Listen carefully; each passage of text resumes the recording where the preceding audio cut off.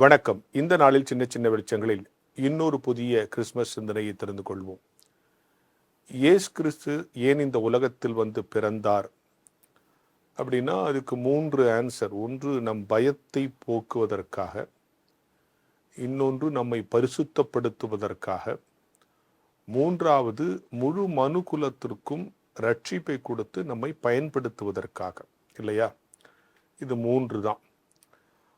அவர் பிறந்தபோது அடிக்கடி உச்சரிக்கப்பட்ட வார்த்தைகளில் ஒன்று பயப்படாதே, கலங்காதே, ஐயப்படாதே அப்படின்னு எல்லாருக்கும் ஒரு கிளாரிட்டியை கொடுத்த அனௌன்ஸ்மெண்ட் வந்துக்கிட்டே இருந்துச்சு. மரியாதை பார்த்து இன்னும் ரொம்ப கலங்காத, யோசேப்பை பார்த்து குழப்பமடையாத, மேய்ப்பர்களை பார்த்து பயப்படாதீங்கன்னு. ஸோ நம் மனதில் இருக்கக்கூடிய குழப்பங்களை நீக்குவதாகவே அந்த சம்பவங்கள் எல்லாம் இருந்தது. ஆனா ஒரே ஒருத்த மட்டும் கலங்கினான், ஏரோது கலங்கினான் போட்டு. இவங்கெல்லாம் பயப்படாதப்பா, அவன் மட்டும் ஏன் கலங்கினான்? அந்த கேரக்டரையும் நம்ம யோசிக்கணும்ல. ஏரோதுனுடைய வாழ்க்கை வரலாறை நம்ம படித்து பார்த்தோம்னா ரொம்ப ஒரு நிறைய விஷயங்களை உள்ளடக்கிய வாழ்க்கை வரலாறு. சரி, இப்போ அது இல்லை. அவன் கலங்கினான். அதே சம்பவம் அதே விதமாக எல்லாரும் கேள்விப்படுகிறார்கள். கேள்விப்படுகிற எல்லோரும் தெளிவடைகிறார்கள். ஆனால் இவன் மட்டும் கலங்கினான். இவனுக்கு ஒருவேளை தேவதூதன் நேரடியாக சொல்லாமல் இருக்கலாம். ஆர்த்தண்டிக்காக ஆராய்ச்சியாளர்கள் சொல்கிறாங்க. இவங்களாவது தேவதூதர்கள் சொன்னதை கனவுன்னு நினச்சி கூட நம்பாமல் இருக்கலாம். ஆனால் அப்படிப்பட்டதையே அவங்க நம்பி தெளிவடைஞ்சாங்க. யார்? மரியாள், யோசேப்பு, மேய்ப்பர்கள்லாம். இவனுக்கு யூதருக்கு ராஜா பிறந்திருக்கிறான்னு சொன்ன இவன் கலங்கினான். ஏன் ஒரு கூட்டம் தெளிவடைகிறது, ஒருவன் கலங்குகிறான்? இந்த கேள்விக்கு நம்ம ஒரு விடை காணணும் இல்லையா? மற்றவங்கெல்லாம் பயப்படாமல் இருந்ததுக்கு, தெளிவடைந்ததுக்கு என்ன காரணம்னா, உலகத்துக்கு ஒரு ராஜா பிறக்க போறார், அவரை உலகத்தின் ராஜாவாக, உலகத்தின் மீட்பராக புரிஞ்சுக்கிட்டாங்க. இவன் அவரை உள்ளூர் ராஜான்னு நினச்சிக்கிட்டான். ஐயோ, நமக்கு எதிராக ஒரு ராஜாவா, ஆப்போசிட்டா ஒரு எதிர்கட்சி உருவாயிடுச்சான்னு நினைச்சோம்.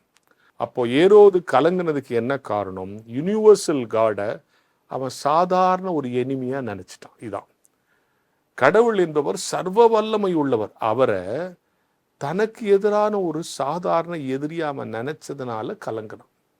எனக்கு அன்பானவர்களே, ஏரோது செய்தது சரியா தவறான்னு இப்ப நான் பேச வரல. இதிலிருந்து நாம எடுத்துக்க வேண்டிய சிந்தனை என்னன்னா, ஒரு பிரம்மாண்டமான ஒரு கடவுள், சர்வ வல்லமை உள்ள கடவுள், முழு உலகத்துக்குமான கடவுள், யூனிவர்சல் காட், அவரை சாதாரணமானவா நம்ம நினைச்சோம்னு சொன்னாலே நம்மளும் ஏறுவது தான். சில பேர் சின்ன சின்ன விஷயத்துக்கெல்லாம் கடவுள் ஏன் தான் அப்படி பண்ணுறாரோ, அவருக்கு கண் இல்லையோ அப்படின்னு. பஸ்ஸு வரலன்னா இந்த கடவுள் ஏன் பஸ்ஸு வரல பாரு. எனக்கு ஒரு அம்மா சொன்னாங்க, நீங்கள் நம்ப மாட்டீங்க, நான் புடவை கடை வாசலில் நின்று ஜெபம் பண்ணிட்டு தான் புடவை கடைக்குள்ளே போவேன்னாங்க. எனக்கு ஏம்மா புடவை கடை வாசல் நின்று ஏன் ஜெபம் பண்ணுறீங்க? சாமி, நான் எடுத்திருக்கிற புடவைக்கு மேட்சாக ஜாக்கெட் உடனே கிடைக்கணும், நான் ஜெபம் பண்ணிட்டு உள்ளே போவேன். யூனிவர்சல் காட் எதுக்கு பயன்படுறாரு? இவங்களுக்கு மேட்சாக ட்ரெஸ் எடுத்து கொடுக்க பயன்படுறாரு. நல்லா புரிஞ்சுங்க. உலகத்தின் எல்லா தேவைகள் எல்லாம் சின்ன சின்னது, அதெல்லாம் நீயே சம்பாதிச்சுக்கிற அளவு தான் உனக்கு ஆற்றலை சாமி கொடுத்துருக்காரு. இதுக்கெல்லாம் கடவுள்கிட்ட போய் நிற்கக்கூடாது. இந்த உலகத்தால் உன்னால் முடியாத சர்வ வல்லமையான விஷயங்களை தான் கடவுள்கிட்ட கேட்கணும். அப்போது ஏரோது கலங்கினதற்கு என்ன காரணம்? சர்வ வல்லமையுள்ள கடவுளை அவன் சாதாரண ஒரு எதிரியாக நினைத்தான்.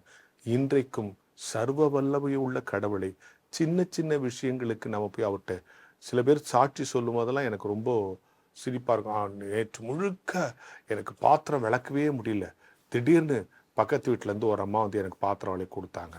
அது ஒருவேளை அவங்களுடைய அந்த விசுவாசம் கடவுளாக அனுப்பினா இருக்கலாம். ஆனால் கடவுள் ரொம்ப பெரிய காரியங்கள் இந்த உலகத்தில் செய்ய முடியாதது, உன்னால் உன் மனித சக்திக்கு அப்பாற்பட்டதை நிறைவேற்றி கொடுக்குற கடவுள் உனக்கு இருக்கிறார்.